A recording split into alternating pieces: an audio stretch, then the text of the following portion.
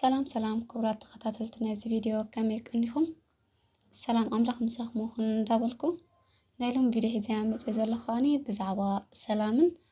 ኣወንታውን ኣእምሮን ንምዕባል ሓሳባትካ ብኸመይ ከም እትመልኮን ከም እትቆፃፀርን ትገልጽ ኢኻ ትከውን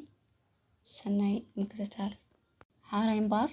ሰላምን ኣወንታውን ኣእምሮን ንምዕባል ቀዳማይ ኣእምሮና ከም መገልገሊና ዲ ወይስ ከም ጎይታና ፈሊና ክንሪኦ ኣለና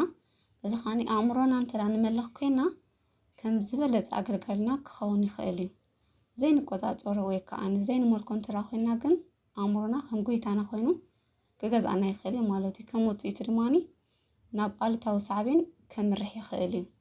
ስለዚ ብተኻለና መጠን ንኣእምሮና ክንቆፃፀሮ ወይ ከዓ ክንመልኮ ኣለና እዚ ንዝኸውን ከዓ ኩሉ ግዜ እቲ ንገብሮ ሂወትና ወይ ከዓ ጉዕዞና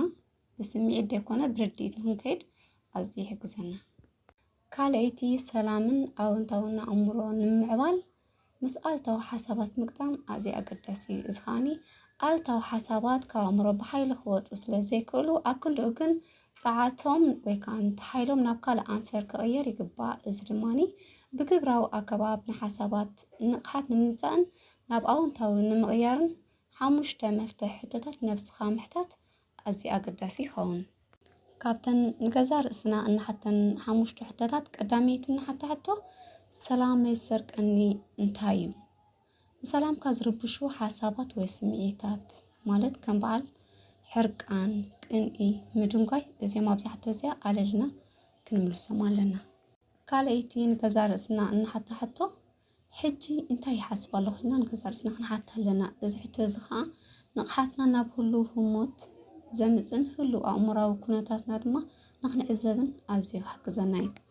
ሳልሰይቲ ንኻብ ካልኣይ ሓቲትና ዝረኸብናዮ መልሲ ወይ ሓሳብ ንዓና ሓጋዚ ድዩ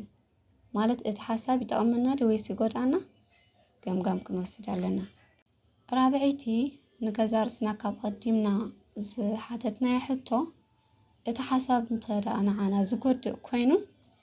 ኣብ ክንዱ እቲ ዝበለፀ እንታይ እዩ ኢልና ንገዛ ርእስና እውን ክንሓቱ ኣለና እዚ ኸዓ ንኣሉታዊ ስምዒታት ብኣወንታዊ ንምትካእ ተግባራዊ መፍትሒታት ንምድላይ ማለት ከም ይቕረ ምባል ከምኡውን ካብ ሕርቃንካ እትዝሕለሉ መገድታት ምድላይ ማለት እዩ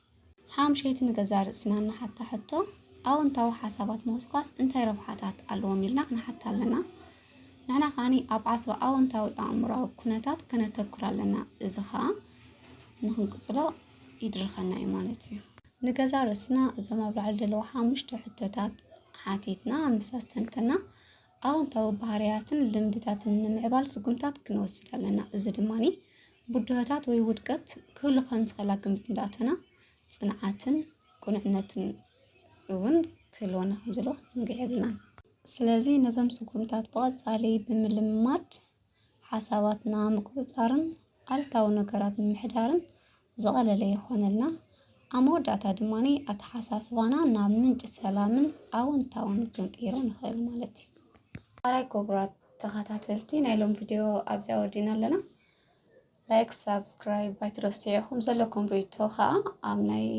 ኮመንት ሴክሽን ፀሓፉ ክሳብ ኣብ ቀፃሊ ቪድዮ ንረኸብ ዘሰናይ